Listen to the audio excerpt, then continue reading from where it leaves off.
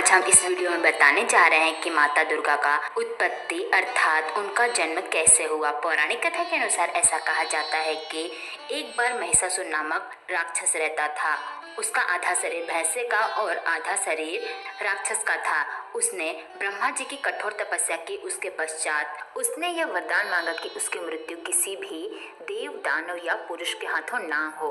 वरदान पाने के बाद महिषासुर को ऐसा लगने लगा कि अब उसे कोई भी नहीं मार सकता है। इसीलिए उसने देवताओं से युद्ध करना प्रारंभ कर दिया और उसने देवताओं से स्वर्ग भी छीन लिया। आखिरकार सारे देवतागण उससे परेशान हो गए और मदद मांगने के लिए ब्रह्मा, विष्णु और महेश के पास पहुंचे और सभी लोग मिलकर सोचने लगे कि आखिरकार इतनी शक्तिशाली स्त्री कहां से लाए जो कि महिषासुर से मुकाबला कर सके।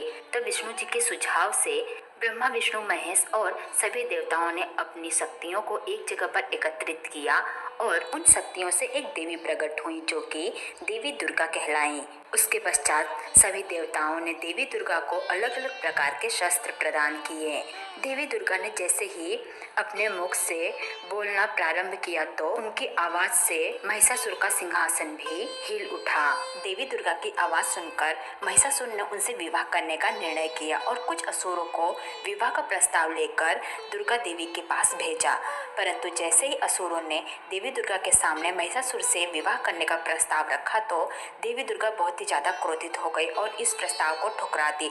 उसके पश्चात उन असुरों ने देवी दुर्गा के साथ युद्ध करना प्रारंभ कर दिया। देवी दुर्गा ने उन असुरों को युद्ध में हरा दिया और उन असुरों को जान से मार दी। उसके पश्चात कुछ और असुर भी देवी दुर्गा के पास महिषासुर के द्वारा भेजे गए और उन असुरों को भी देवी दुर्गा ने मार दिया। अंत में महिषासुर स्वयं ही देवी दुर्गा के पास आया और उनसे विवाह करने का आग्रह करने लगा। उसके पश्चात देवी दुर्गा ने महिषासुर को युद्ध के लिए ललकारा और देवी दुर्गा तथा महिषासुर के बीच युद्ध होने लगा। इस प्रकार से युद्ध के अंत में देवी दुर्गा ने महिषासुर को हरा दिया और उसे जान से मार दी। इस प्रकार से देवी दुर्गा के हाथों ही महिषासुर का अंत हो गया।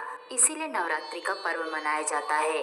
कहा जाता है कि देवी दुर्गा असुरों और महिषासुर के साथ कुल 9 दिनों तक युद्ध की थी। इसीलिए नवरात्रि के पर्व को 9 दिनों तक मनाया जाता है।